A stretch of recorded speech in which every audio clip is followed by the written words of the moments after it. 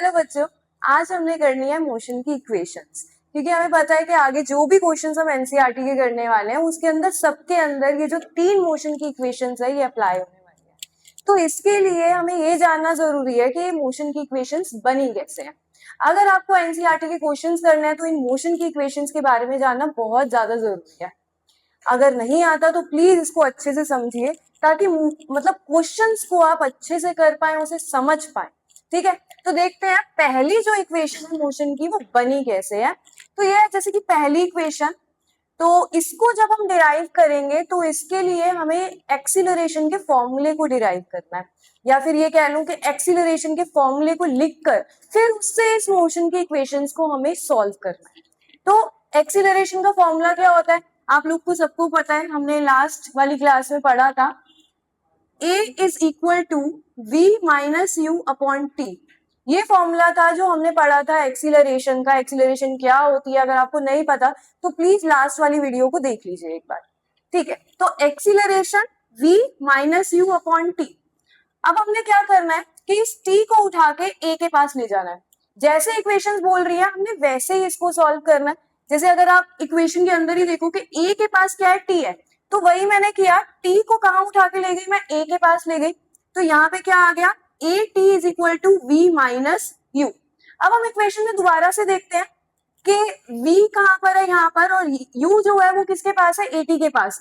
तो u को मैं उठा के कहाँ ले जाती हूँ, at के पास ले जाती हूँ। तो यहाँ पे क्या आ जाएगा, at plus u is equal to v। अगर मैं इस इक्वेशन को सीधा लिख दूं तो वही इक्वेशन बन जाएगी जो आप देख रहे हो ऊपर। क्या बन जाएगी, v is equal to u plus at।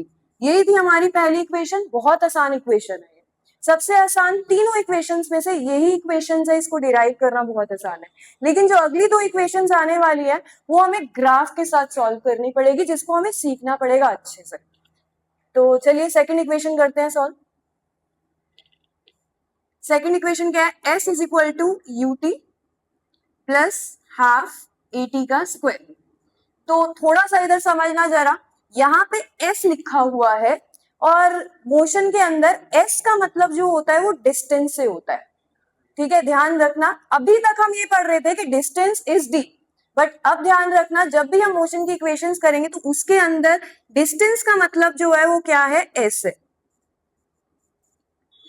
और अगर हमें किसी भी ग्राफ से डिस्टेंस को डिराइव करना है तो हमने एरिया अंडर ग्राफ निकालना है। जैसे कि ये ग्राफ बना हुआ है, ठीक है, इसके अंदर क्या है, यहाँ पे इस एक्सिस पे हमने क्या लेना, टाइम। हमेशा ध्यान रखना ग्राफ के अंदर ये जो एक्स एक्सिस होता है तो उसके ऊपर हमने टाइम लेना है। ठीक है, और यहाँ पे जो है हमने वेरिएबल वाली कोई भी क्वांटिटी लेनी है, जैसे कि हमने यहाँ पे वेलोसिटी ले लिया और यहाँ पे टाइम है। तो हमने क्या किया, ये जो है, ये जो ग्राफ शो कर रहा है इतना हिस्सा ओ से लेके ए तक, ये क्या शो कर रहा है, यू। यू क्या है, इनिशियल वेलोसिटी, जो पहले की वेलोसिटी है, और बाद की वेलोसिटी क्या है, वी, जो कि क्या बन जाती है, ये पूरी बन जाती है, जो कि क्या है, बी से डी तक क्या है हमारा, वी है। तो ध्यान से देखना जरा इसको, जब भी हमने एस को फाइंड आउट करना है यानी कि डिस्टेंस को फाइंड आउट करना है तो क्या निकालना है, एरिया अंडर ग्राफ।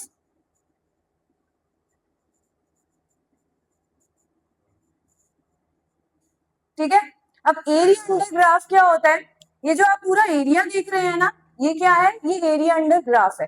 तो हमने इसी को क्या कर देना, कैलकुलेट कर देना है। एरिया अंडर ग्राफ क्या आ रहा है, एक तो ये पूरा हिस्सा ग्राफ का और दूसरा ये हिस्सा ग्राफ का। अगर आप ध्यान से देखेंगे तो ये दोनों हिस्से जो है हमें कुछ बता रहे हैं कि ये क्या है, ये एक रेक्टेंगल बन रहा है हमारे पास और ये क्या बन रहा है, एक ट्राइंगल बन रहा है। तो हमने क्या करना है, इस पूरे एरिया को हमने ऐड कर देना है। तो जैसे कि एरिया अंडर ग्राफ लिखा था तो इसका मतलब क्या है, एरिया ऑफ रेक्टेंगल, जो कि क्या है, ओ ए सी डी। ठीक है, प्लस एरिया ऑफ ट्राइंगल, जो कि क्या है, ए बी सी। ठीक है, अब क्या करना है, जो भी एरिया का फॉर्मूला होता है हमने इसमें पुट कर देना है। जैसे कि यहाँ पे क्या दे रखा है, एरिया ऑफ रेक्टेंगल, तो रेक्टेंगल का एरिया का फॉर्मूला क्या होता है आप सबको पता है, क्या होता है, लेंथ इनटू ब्रेथ, ठीक है, प्लस कर देंगे एरिया ऑफ ट्राइंगल। अगेन आप सब लोग को पता है, मैथ्स वगैरह में सब सीख के आए हैं ये सब चीजें। Half into base into height. अब हमने क्या करना है, ये जो भी हमने लेंथ ब्रेथ बेस हाइट लिखा हुआ है, हमने ग्राफ के अंदर से वो डिराइव करना है, ठीक है। यहाँ पे हमने क्या लिखना है, एस, क्योंकि हम एस फाइंड आउट कर रहे हैं, डिस्टेंस फाइंड आउट कर रहे हैं। तो लेंथ क्या है, अगर मैं इस रेक्टेंगल की देखूं लेंथ, तो लेंथ क्या शो करती है, ये चीज, ये है हमारी लेंथ, ये क्या है, ओ डी। तो मैं यहाँ पे लिख दूंगी लेंथ की जगह पे ओ डी, इंटू ब्रेथ क्या है, ये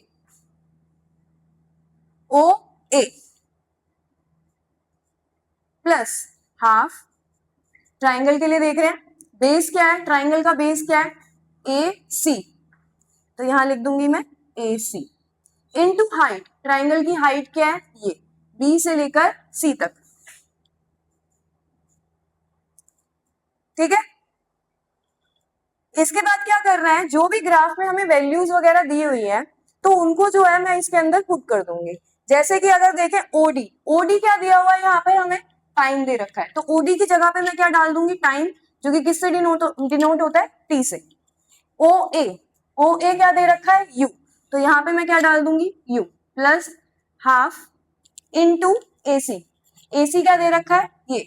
अच्छा, अब ध्यान रखना, रेक्टेंगल की जो दो साइड्स होती है वो हमेशा इक्वल होती है, पैरेलल होती है। तो अगर ओडी जो है वो टी है, तो एसी भी क्या हो जाएगा, वो भी टी हो जाएगा, इनटू बीसी। अब बीसी की वैल्यू जो है हमें नहीं दी हुई है, तो हमें ये डिराइव करनी पड़ेगी। अब ध्यान से देखना जरा, मैं बीसी की जगह पे क्या लिख रही हूं यहाँ पर, अगर मैं पूरी इस लाइन में से, बीडी में से सीडी को माइनस कर दूं, तो क्या आ जाएगा, बीसी निकल आएगा। समझ में आ रही है बात, तो थोड़ा सा इसको ध्यान रखना, क्योंकि यही एक क्लिक है यहाँ पर इस इक्वेशन के अंदर, बाकी सब आसानी से निकल जाता है। तो बीसी क्या है हमारा, इस पूरे में से, ये बीडी में से अगर मैं इस सीडी को माइनस कर दूंगी तो क्या निकल आ जाएगा, बीसी निकल के आ जाएगा। अब मैं क्या कर रही हूँ, दोबारा से सारी वैल्यूज जो है वो क्या कर रही हूँ, यहाँ पर डाल रही हूँ।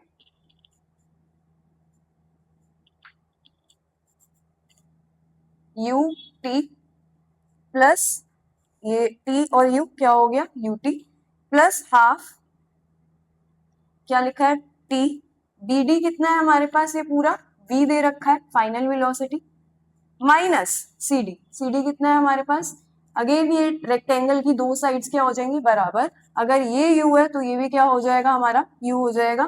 तो इधर मैं क्या लिख रही हूँ, u। आ रही है बात समझ में, इतना हो गया हमारा। अब अगर इक्वेशन को ध्यान से देखा जाए तो यहाँ पे क्या आ रहा है हमारे पास, यूटी तो देखो अगर आ गया, यहाँ पे आ गया हमारा यूटी जो है निकल आया, हाफ दिया है हमारे पास वहां पर, एक टाइम है, अब मुझे क्या चाहिए, एक टाइम और एक टी चाहिए, तो मैं क्या करूंगी यहाँ पर, v माइनस यू, इसको मुझे यहाँ से हटाना है, और इसकी जगह पे मुझे क्या चाहिए, इसकी जगह पे मुझे क्या चाहिए, एटी चाहिए। तो अब एटी डिराइव करते हैं यहाँ से। अच्छा, हमें पता है कि एक्सीलरेशन क्या होता है, v minus u upon T, again मैं इस t को यहाँ पे ले जाती हूँ, एटी क्या बन गया, v माइनस यू। तो क्या कर दिया मैंने, v माइनस यू की जगह पे क्या डाल दिया, यहाँ पे मैं एटी डाल दूंगी। थोड़ा इसको ऊपर कर लेते हैं यहाँ पर,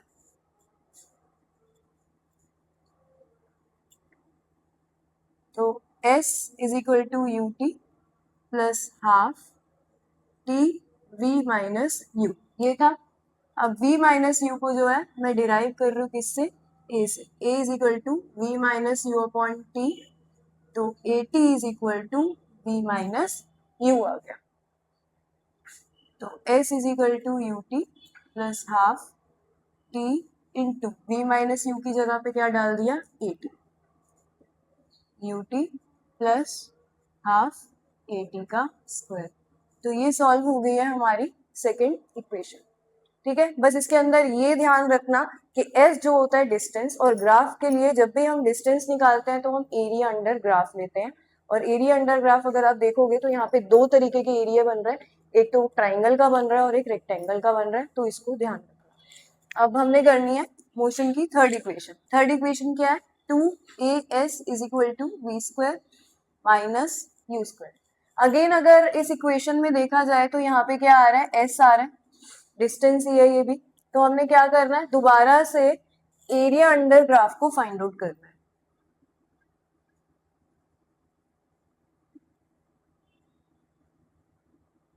बट यहाँ पर जो है दोबारा से उसी तरह नहीं करना हमने, जैसे कि हमने पहले वाले में किया था, सेकंड इक्वेशन में किया था, हमने इसको रेक्टेंगल और ट्राइंगल की तरह ले लिया था।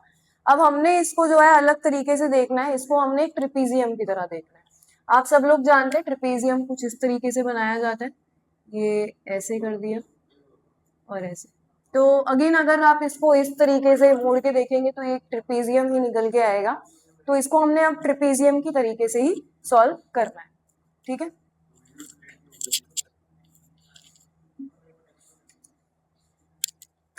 अच्छा, तो एरिया अंडर ग्राफ क्या है, एक ट्रिपीजियम बन रहा है जो कि क्या है, ओ ए बी डी, ठीक है। तो ट्रिपीजियम का एरिया का फॉर्मूला क्या होता है, मैं इधर एस लिख रही हूँ क्योंकि again distance, area under graph, और एस में क्या आ रहा है यहाँ पे, ट्रिपेजियम, और एरिया अंडर ग्राफ ट्रिपेजियम का एरिया फाइंड आउट करना है। तो मैं यहाँ फिर भी लिख देती हूँ एक बार, area of trapezium O A B D. अच्छा, फॉर्मूला क्या होता है आप लोग सबको पता ही है, half sum of parallel sides into height.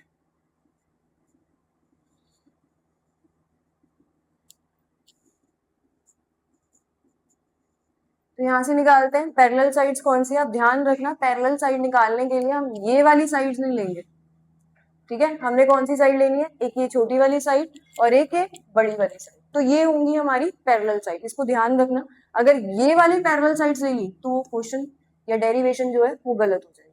तो ये छोटी साइड प्लस ये लंबी वाली साइड बी से लेकर डी तक, तो सम ऑफ पैरेलल साइड्स क्या हो जाएगी, O A plus B D into height. अब हाइट क्या है, अगर ये साइड्स ले लिए तो ये क्या बन जाएगी, हमारी हाइट बन जाएगी ट्रेपीजियम की, जो कि क्या है, AC। अगेन अब हमने क्या करना है, जो भी ग्राफ में से वैल्यूज है उनको यहाँ पे पुट कर देना है। तो OA की वैल्यू क्या दे रखी है, यहाँ पर U दे रखी है, तो OA की जगह पे मैं यहाँ पर U पुट कर देती हूँ, प्लस BD। BD क्या है हमारे पास, ये पूरी लाइन जो कि क्या है, फाइनल वेलोसिटी V है, इंटू AC। अब AC क्या है, अगेन ये वाली साइड जो है पैरेलल है इस साइड के, तो ये क्या बन गया, T।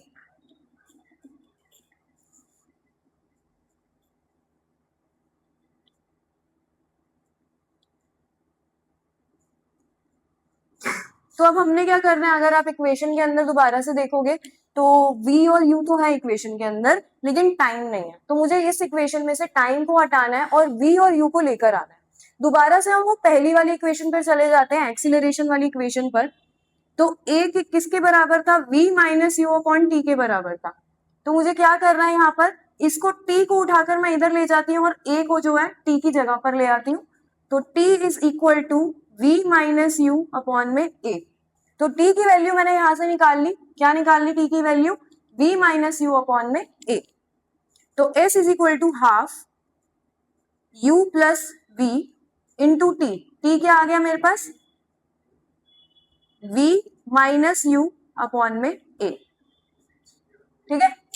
अब मैं क्या कर रही हूं, इस 2 के साथ a को लेकर आ रही हूं, 2a u plus v minus you.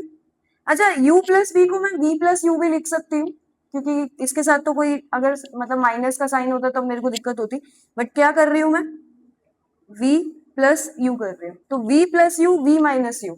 अगर ध्यान दे तो मैथ्स के अंदर हमने एक इक्वेशन करते थे, हम कौन सी वाली इक्वेशन करते थे, ए स्क्वायर माइनस बी स्क्वायर। ये एक फॉर्मूला होता था जिसका आंसर क्या होता था, a प्लस बी और a माइनस बी, ये होता था। तो मेरे पास ये दो वैल्यूज तो है, a plus b, a minus b, तो मैं इसको इस फॉर्म में लिख सकती हूँ, 2a और यहाँ पे लिख दिया v square minus u square. अब इस 2a को उठा के मैं s के पास ले जाती हूँ, तो अगर ध्यान से देखेंगे तो 2as is equal to v square minus u square, ये मेरी थर्ड इक्वेशन यहाँ पे सॉल्व हो जाती है। ठीक है, तो ये थी हमारी 3 इक्वेशंस मोशन की, जो कि काफी इंपॉर्टेंट है, जो कि आपको ध्यान रखनी है और याद रखनी है। आज की वीडियो में इतना ही। अगली वीडियो में जो है हम नई वाली एनसीईआरटी के कुछ क्वेश्चन सॉल्व करेंगे और देखेंगे कि कैसे सॉल्व होते हैं, मोशन की इक्वेशन पे पुट करके देखेंगे। अच्छा, तो अगर वीडियो अच्छी लगी हो तो प्लीज लाइक शेयर सब्सक्राइब।